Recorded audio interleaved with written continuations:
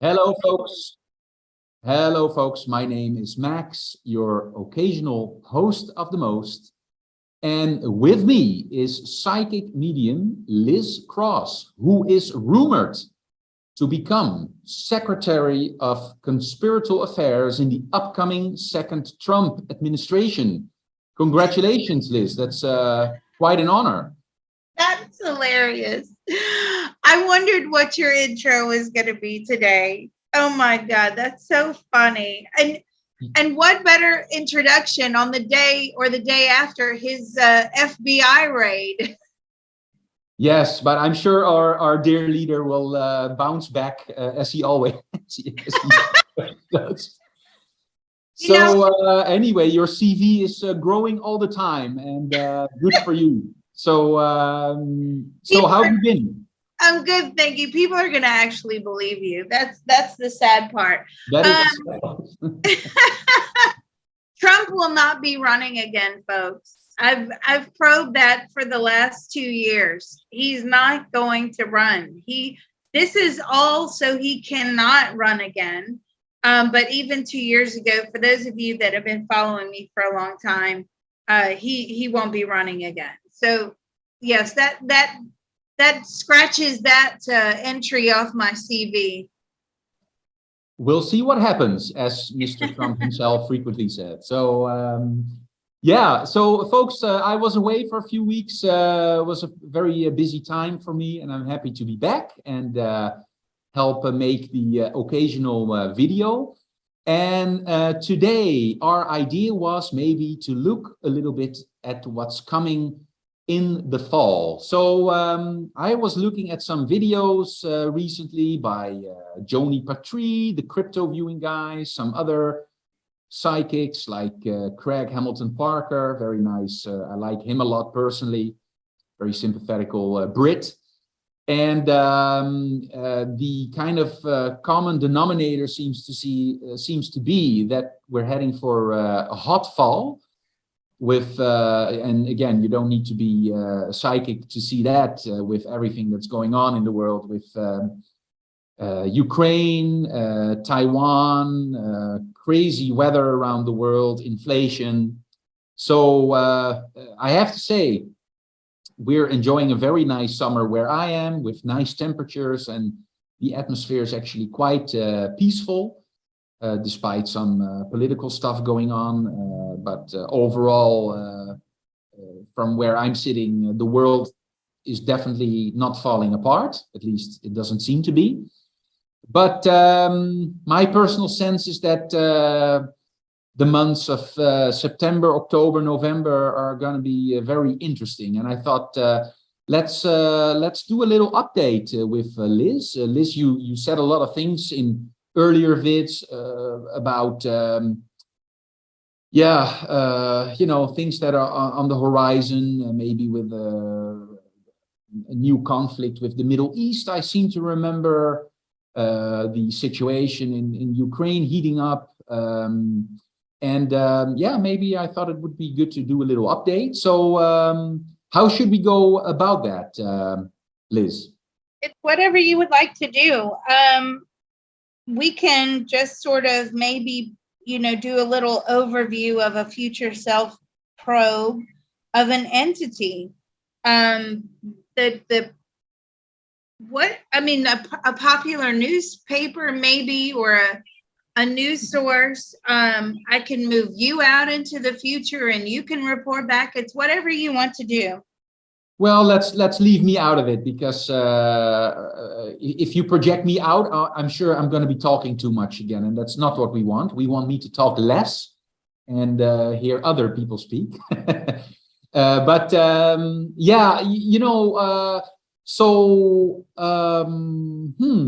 think. I think you can maybe just first kind of view the near future as a psychic, and then maybe depending on what we're seeing, we can do a mind probe on someone, something, an entity. I feel that maybe a good point to start will be the midterms in the US in November. How does that sound? Maybe you can look at that and see, because it will influence, I think, what will happen in Russia to an extent, what will happen in China, maybe other big dossiers. Xi Jinping is going to be, I think, elected for a third term around, I think, in November. So yeah, let's get started. You know what? Let's do The Economist. Okay, excellent. We like The Economist. Yeah, and it's I believe it's a London-based paper. Yeah.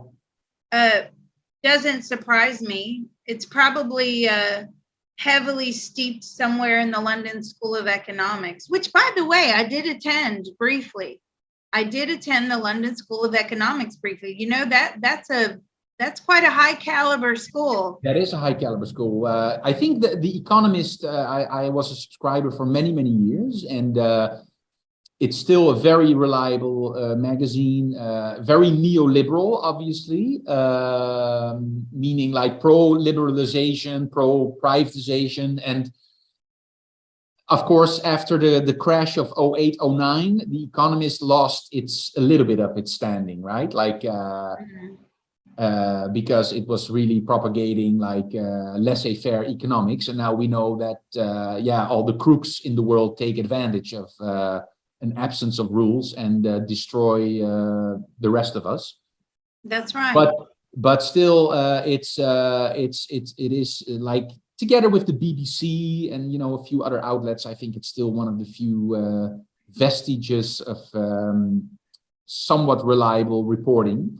So yeah, Economist it is. All right, so let's go. I'm going to move The Economist out to the end of December. So December 31st, 2022, 8 p.m. Eastern Standard Time. For those of you who may be new listeners, and I appreciate we do have a lot of new people coming in, I am a psychic medium, and I also can mind probe anything that has a consciousness. So you may be asking, why is she probing The Economist magazine, or the magazine? I'm like the paper, but it's a magazine. Why is she probing The Economist magazine? And that's because it holds a consciousness. And it would be probably for these types of questions, a really good source to use. So just because it's not in a body doesn't mean that it doesn't have a consciousness. Anything that holds energy has a consciousness. So what would you like to know? Well, what is the general sense you get from The Economist energy about the state of the world around that time? What's going on? Is it looking hopeful? It's not looking hopeful. It told me it's not looking hopeful. What else? What do you mean? Has there been an outbreak of another war? Yeah. So what is, or maybe the Economist didn't get a Christmas present? No, I think they get plenty of money. Trust me. Yeah. It's like everybody's on high alert. So all the nations are on high alert. All the leaders are on high alert. Something's going on. Can we find out what it is? But what's going on? Is it a disaster? The economy is at a total disaster point. Is the economy worse now in December than it was at the beginning of August this year? Much worse.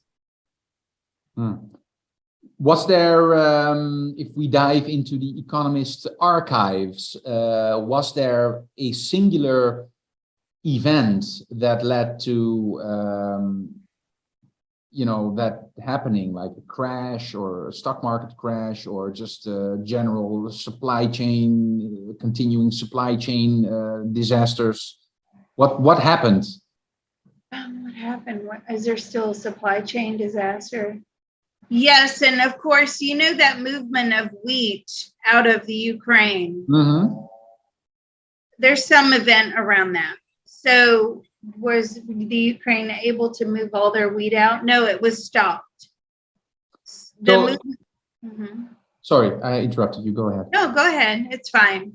Well, so let's just take a step back and like what event or events contributed to the bad state of the economy at the end of December? Events. Can you Well, kind of break it down in different topics? Well, that stopping that movement of wheat was critical.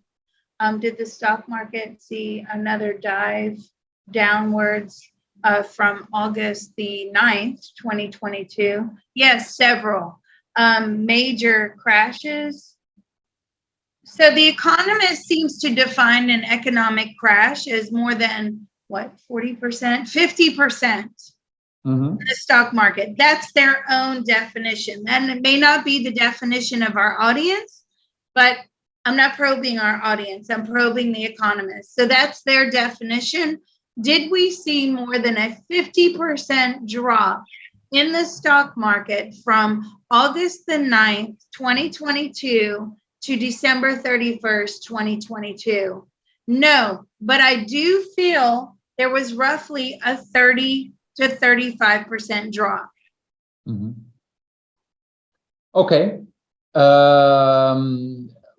But is that the reason why nations are or national leaders are on alert? Is it the economic situation, or is there also political stuff going on? Is there political stuff going on? Is that why everybody's on high alert? Yes, there's something to do with Russia. What are you saying? What's happened with Russia? They've declared war. On whom? If they declared war on another country, has Russia declared war on someone else other than the Ukraine? Yes, I feel like Russia's had its feathers ruffled, okay? And it's making another threat.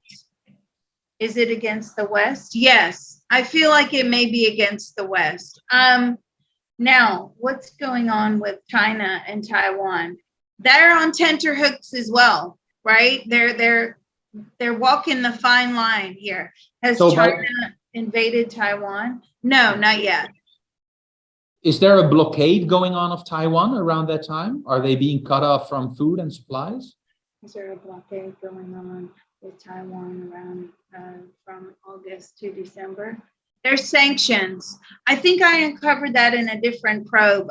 There's sanctions. Are they stopping food and goods? Yes, I do feel like they are interfering with food and goods. Not 100%, but certainly a high percentage in order to make a very big dent in the world. You know, even though Taiwan is very small, it does a lot. It's very productive for the world supply. Well, yeah, especially when it comes to computer chips. So are computer chips still able to be exported out of Taiwan by the end of the year without any restriction? Are computer chips able to be exported out of Taiwan until the end of the year without any disruption? No, there is a disruption. To what extent? To what extent? I feel like somehow China interferes with the buying and selling of these products. Mm-hmm. I don't know how they would be able to do that. Do you? I need to kind of digest that a little bit in the back of my mind while we're talking. So they're not like physically disrupting the flow of goods, but more like intervening in the market somehow. Yeah, that's what you're saying. Intervening in the market somehow. Yes, very much so. They're basically issuing threats to businesses, especially Chinese businesses that are doing business with Taiwan. I see. Interesting. Is Xi Jinping still in power at the end of the year? Yes, he was reelected. And what is what is the vibe around him? Is he very safe and secure in his position, or has there been a lot of rumblings internally about his re-election by the CCP? That's a good question. Is he safe in his surroundings at the top? No, he's not safe up there. There have been a lot of rumblings about his reelection. No, but are people at the top fed up with him? I think everybody's fed up with him at this point. The fact that he gets reelected, the problem is it doesn't feel like there's much of an opposition to him. That's right. So we covered this. Know that. We covered China in a previous vid, but not I think China is very important in whatever happens in the near future. What is the general state of the Chinese economy by the end of the year, according to The Economist? The Chinese economy by the end of the year. It's struggling. Is that one of the factors that has dragged the economy down worldwide? Is that one of the factors that has dragged the economy down worldwide? Yes, there's been major price increases out of China. For goods shipped out of China, yeah? Yeah, for goods shipped out of China. Folks, I can only apologize for the audio problems that we're having today. I know we don't sound very loud, so I'm sorry about that. But as I have explained before, I can't wear headphones. It interferes with my psychic abilities. And so sorry about that if you're having trouble hearing me. Yes, they're going to raise the prices on goods being exported out of China. I feel like there's some new taxes coming in. And China is almost forbidding, I'll say forbidding. That's not correct. China is almost like issuing threats to other countries that are doing business with Taiwan. Okay, that is very interesting. Let's try to maybe move back to the general. You mentioned that somehow one of an incident around a ship carrying grain out of Ukraine plays kind of a critical role in disrupting the economy globally, or playing a role in the stock market going down. Can we explore that a little bit further? Because even if a grain ship is blown up, it will mean that a lot of people in Lebanon or Africa will not have grain, which is terrible, but I can't imagine how that would drag the economy down. So does that lead to a chain of events that somehow disrupts the economy? Can you kind of dig into that a little bit? What kind of chain of events does that ship, that grain situation cause? What kind of chain of events does that grain situation cause? This is where we really start to see the economies plummet, okay? Because the world, it feels like, starts threatening Russia over this lack of grain being exported. Russia hits back and is becoming more volatile, threatening anybody that gets in its way. Then you've got this whole microchip and export problems, sanctions being put on Taiwan, threats coming out of China. It's just all, gathering together, and it's creating a storm.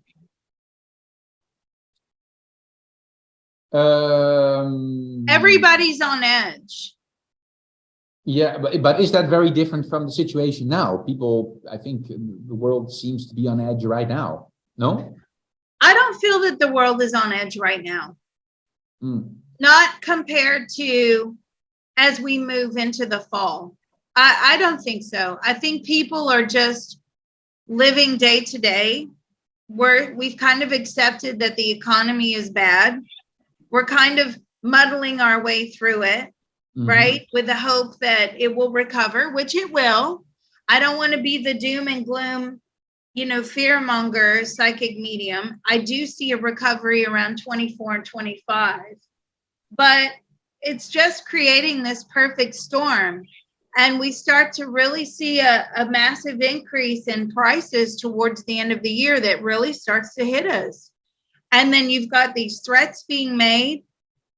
You know, we don't need another war in the world, certainly not a big one like China and Taiwan. I mean, Taiwan really wouldn't stand much of a chance, unfortunately, unless the world stepped in. So here we are again.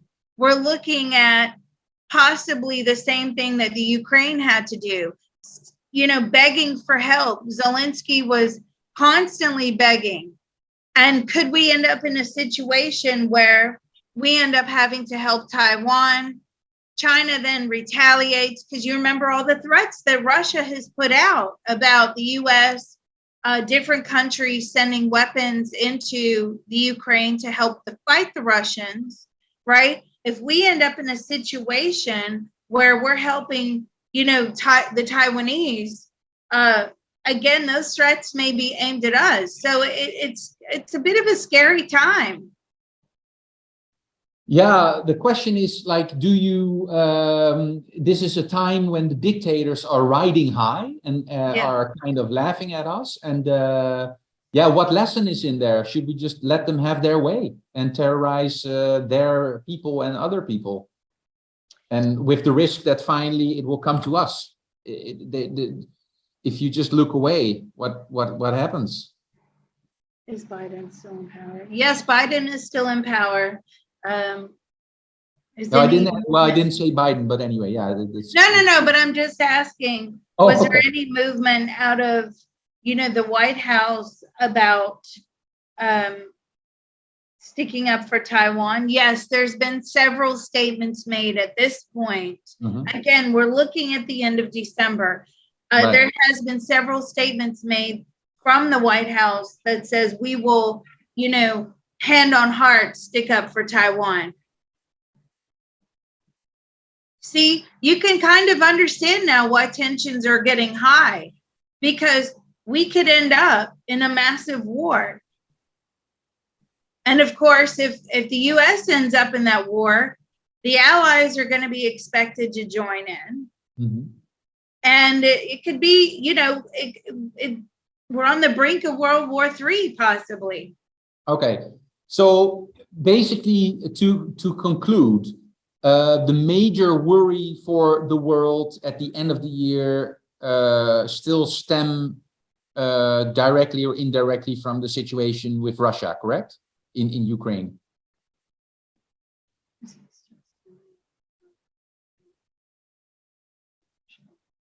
That's a big factor, yes.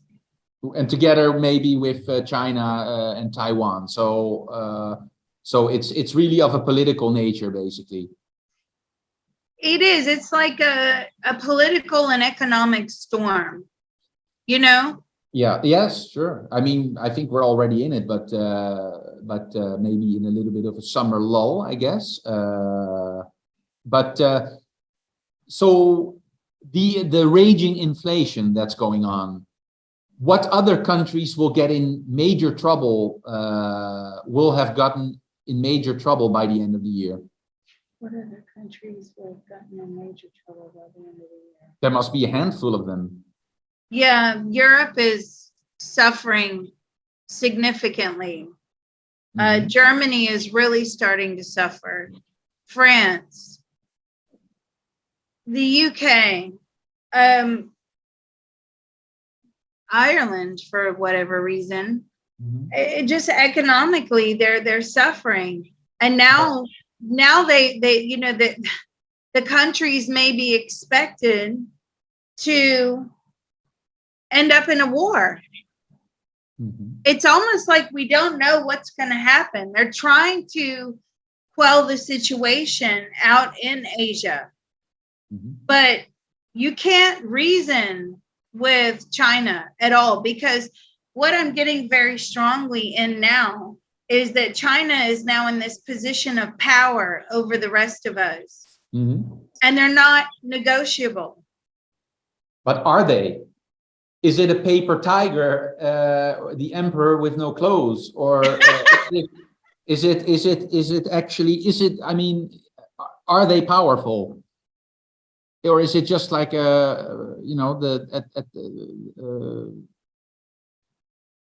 is there really something behind the threats? Is there really something behind it? Because there's not plenty at the moment. Not at the moment, as we see looking out at the end of December. No, not at the moment. There hasn't, there's been military exercises, which we're seeing that now. There's been, threats and putting men in place. It's like a game of Risk, right? Which is called something else in the UK, and I can't remember. But it's the game of Risk, and they're starting to put their men on the board. Okay. Yeah. That's scary on the world stage. And also, if you take out Taiwan as a whole, that is going to have such a knock-on effect economically with businesses. It's going to impact the world, because the amount of exports coming out of Taiwan is just immense. It really is. You're going to impact the entire world if you take out the whole of Taiwan. And at this point, that's what also gives China the power. Because they know they can flatten Taiwan. It wouldn't take but a few days. Sure, but it also wouldn't be in their own interest, right? Because they also actually depend on Taiwanese computer chips and a lot of other goods. What that mean? See, as I'm probing, the Chinese are like, well, we'll erect our own factories within a day or so. They just believe they could take over the productivity, and they also believe that the Taiwanese are taking business away from them. Right. It's interesting how they're both Chinese people, right? It's so interesting how they regard each other as,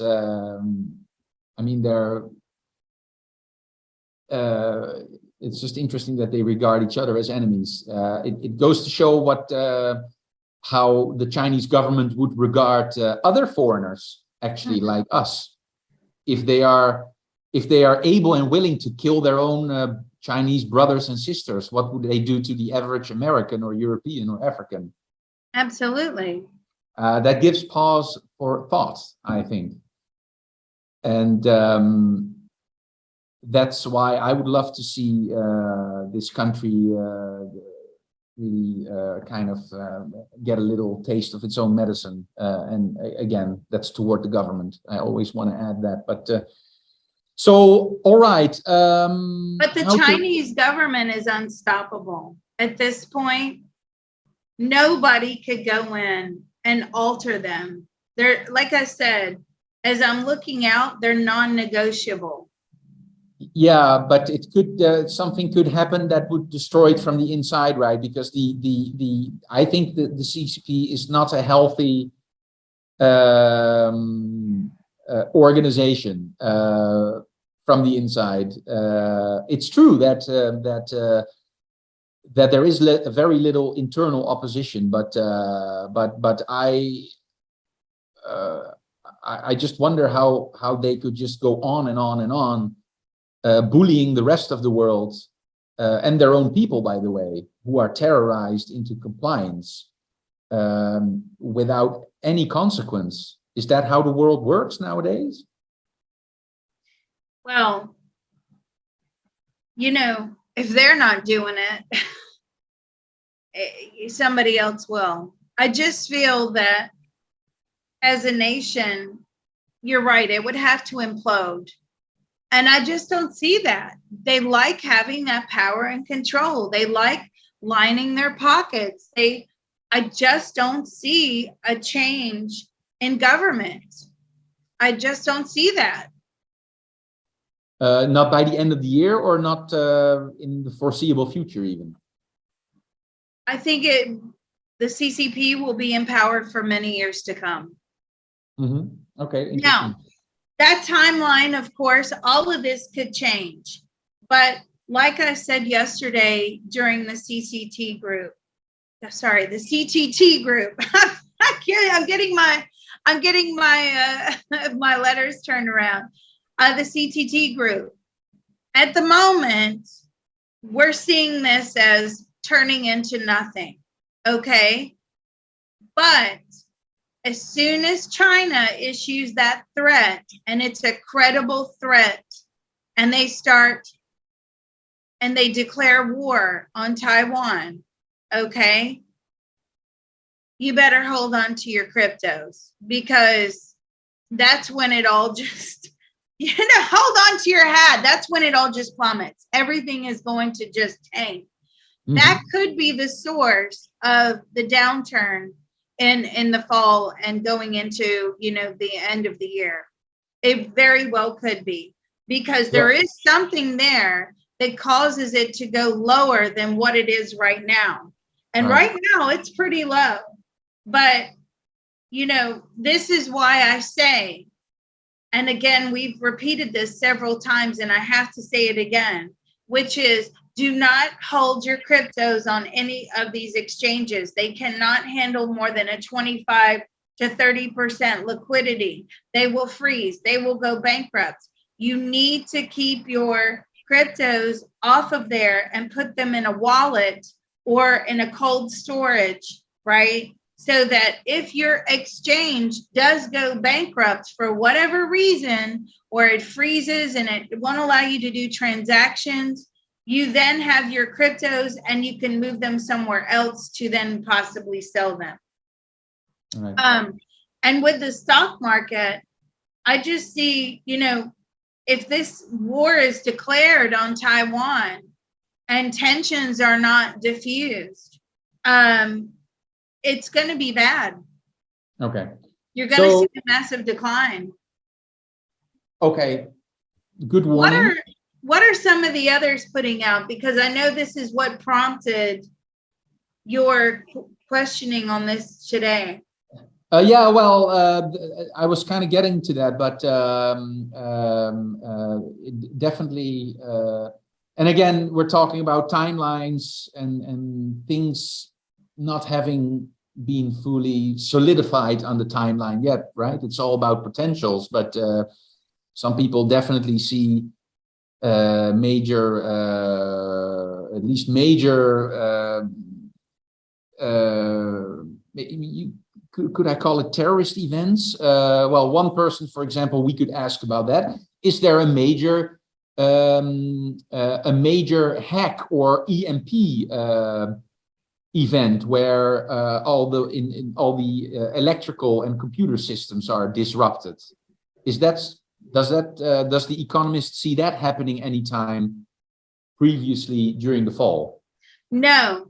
And I just want to say, I feel like the countries have done well against Putin's hacking military team, right? Because they were, or they still are, planning to hack. Now, I feel like they have concentrated their efforts into the Ukraine more than anything.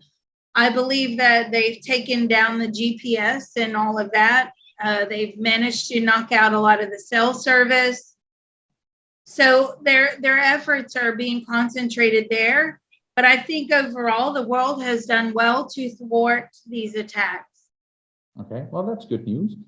Will there have been a major terrorist attack or event somewhere in the West in the last 4 or 5 months of the year?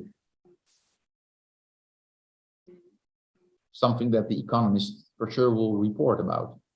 No. Okay. How is the general situation in the Middle East?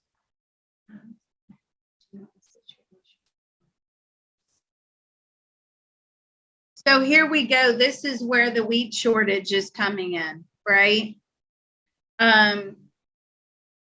It's hard. It's definitely made a lot more difficult. The poor are becoming poorer, the rich are becoming richer. And we're seeing that all over the world, actually. We're going to see this major divide even further than what it is now of rich and poor. Yeah. Will there be what is the Economist reporting about people like really suffering from starvation? I'm sure that there will be the likely candidates in Africa, but where is there really a shortage of food by December, both qualitatively and quantitatively? Europe is suffering, as in, you know, people are living on the edge anyway in Europe. But I don't understand. Sure, I'm here, but it's still, most countries are still very well off here, and I don't understand why this wouldn't be a problem in poor countries in Latin America and Europe and Asia, but why it would be a problem in Europe specifically? A lot of people are having to use food banks. But is it so related? Was the question more geared towards there's no food, or people can't afford food? Because I'm getting that people can't afford food, they're going to food banks. Mm-hmm. Now I'm really talking about the availability of food. Oh, the availability. Okay, is there a massive a problem with availability of food in certain, mainly Africa? What about Europe? No, the food is there. It's just people aren't going to be able to afford to buy it. And what about bread? Is that going to go up substantially? Yes, I feel like the bread prices are going to increase substantially. Just food is going to get more expensive overall. So how about food shortages in Asia? No, they're quite resourceful out there. Uh-huh.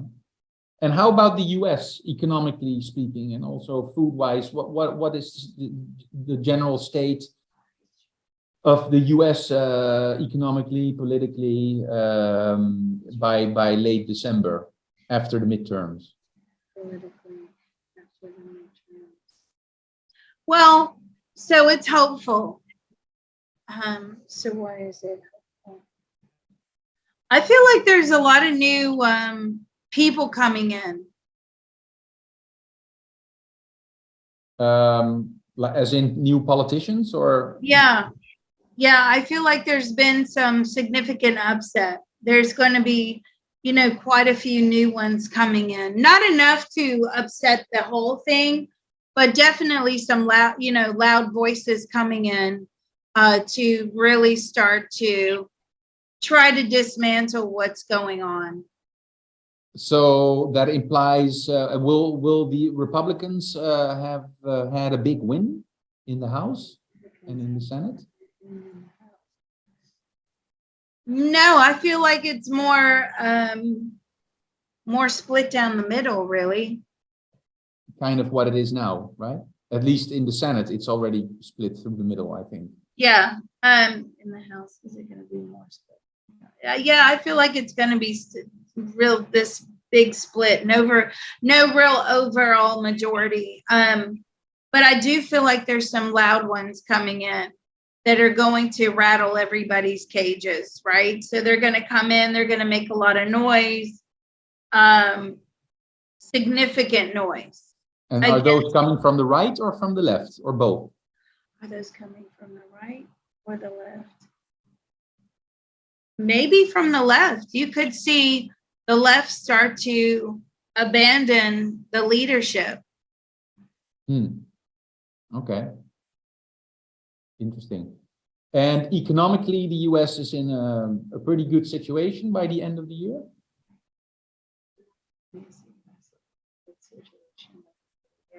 No, it's bad. It's really bad. There's no hope there. They think this is going to take years to unravel. They don't see recovery right around the corner. There's no positive economic forecasts. It's just continuous doom and gloom. Okay, so in that sense, let's say Western Europe and North America are kind of at par, or is one doing significantly worse than the other? Which is doing better? Europe, America. By the end of the year. America's doing better. Okay. Okay. Well, good for you. And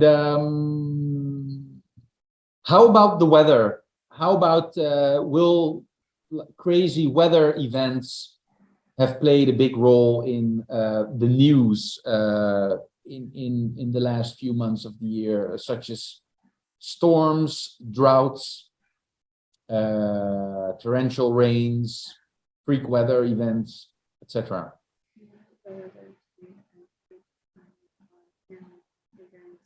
Leading up towards the end of the year. No, not major. I mean, there's always going to be weather events. Sure. And there's always going to be, difficulties, but nothing like very sweeping. So, okay, so not a moment, a come to Jesus moment surrounding climate change, like, oh my God, it's going to be terrible. Here goes the future. Here goes the neighborhood. Yeah, no, nothing like that. Okay. How about Earth events? Has there been a major event? I don't know if the Economist would necessarily report on that extensively, but let's ask anyway. A big volcano blowing, which will also always happen, but maybe several at the same time, or earthquakes. Will that play a big part in the news in the coming few months? A massive volcano blowing.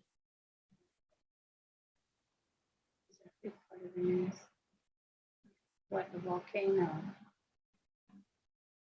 There's possibly a volcanic eruption coming. Not so much an earthquake. That will be a big part of the news. Can you maybe localize the volcano, like roughly? Ooh, that's difficult. In which part of the world? Would be the Caribbean or the Western US or South America, Southern Europe, somewhere in Asia? It could be South America. Mm-hmm. Okay. All right. Yeah. Something like, go ahead. No, just it could possibly be. Okay. South America. But also nothing earth shattering, literally. Is there anything earth shattering at all going on? No, not really. It's this whole tensions that are causing mayhem, because obviously, right, like we covered, it could really damage all of us economically. Yeah. So I think that's kind of a very clear outcome. That the news in the coming months, for the remaining 5 months, will be really dominated by and influenced by the political events, and that they will also largely determine the economic outcome. So that's quite a clear view of the near future, I would say. I must be forgetting something very critical here. I just have that feeling.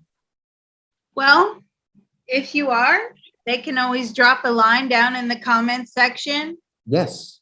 On the Discord. And you've got some Dutch fans out there. I see the occasional Dutch comment coming in. Okay.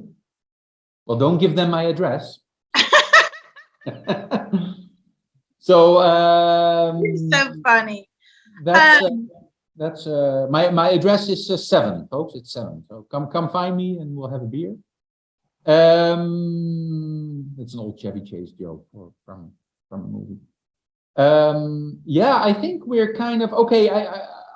It was interesting channeling The Economist. I wonder, could we still give this a different spin somehow? Liz, what do you think? Let's ask. Can we give this a different spin somehow? Not at the moment. We can't. You have to remember The Economist is all about the economy and war, right? Yeah. And doom. A lot of it's doom and gloom. They do try to put some positives in there. Mm-hmm. They are starting to cover, I guess, the environment more.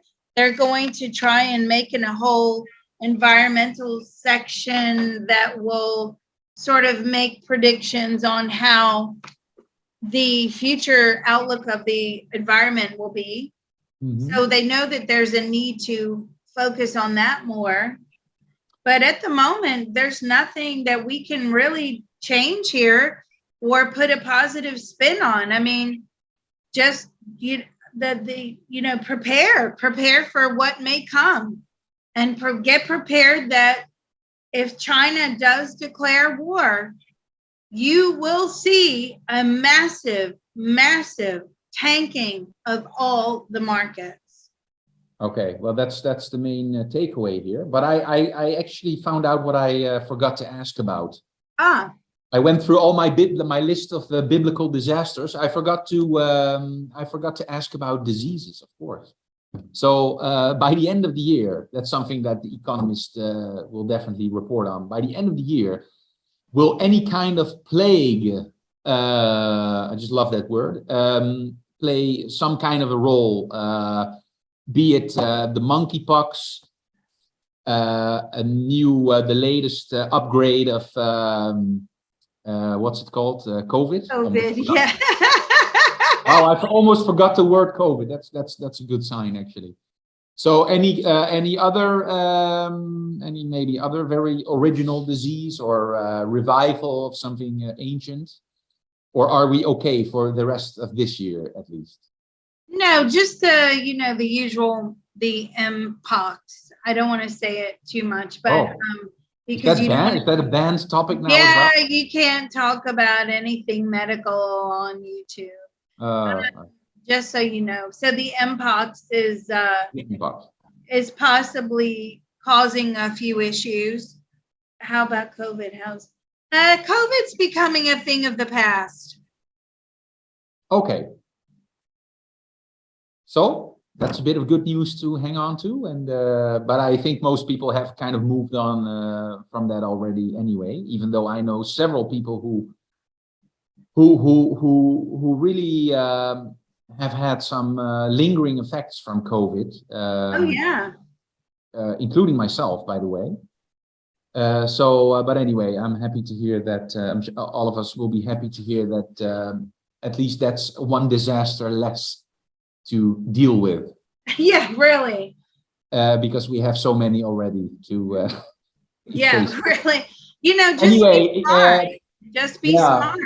Yeah, that's what you have to do. You're going to have to be smart. And I feel like not a lot of people are able to save money right now, especially on the lower end of the spectrum, like middle class, certainly what we deem as middle class here in the US. I know middle class means something different in other countries. But talking about the middle class here in the US and working our way downwards, people are pillaging their savings and they're not saving money. And that's not a good thing, because that ultimately will have a knock-on effect when they reach their retirement. Okay, so if people are no longer able to save money, they're not putting money away for retirement. They're not planning for the future. They're not putting away money for college funds. And you know what I mean? It's really, it will have a knock-on effect. It really will. It's, the thing is, this was the way the world was for most of history. Mm-hmm. There's just been a few decades in the late 20th century where the middle class had it really good. And they could afford themselves kind of a lifestyle, travel a little bit, do nice things, get a nice home. And it seems things are just reverting to the way they were for 99% of history, where you just have an elite group living the life and the rest of us suffering. And I hope it's somehow that it somehow can be avoided. But right now, things are not moving in the right direction for a lot of people. That's for certain. No, they're not. They're really not. So you have to be safe. You have to be smart. Watch where you're putting your money. Don't make risky moves. And still, maybe that's still just postponing the inevitable for a few years longer. Who knows, right? Maybe what's needed is the revolution. Who knows? I'm not a revolutionary, folks. I'm a very average citizen. So that's for younger people to take on. Anyway, That's a wrap. Pardon? I said that's a wrap. That is a wrap. Any remaining words? If you want to book a reading with me, go to my new website, psychiclizcross.com. If you want to support this YouTube channel, please go to the Patreon /remote viewing and beyond. And we hope to see you there. You can interact with the interviewers. You can make suggestions. And we all have a good time there. So it's great. Thank you. All right. And I'll be seeing you next week, God willing, inshallah. If Liz and I can get our agendas aligned. And that's an inside joke, but it wasn't easy in the last few weeks. Yeah, folks, I hope you enjoyed the video and see you next time. Thank you. Thanks, Max.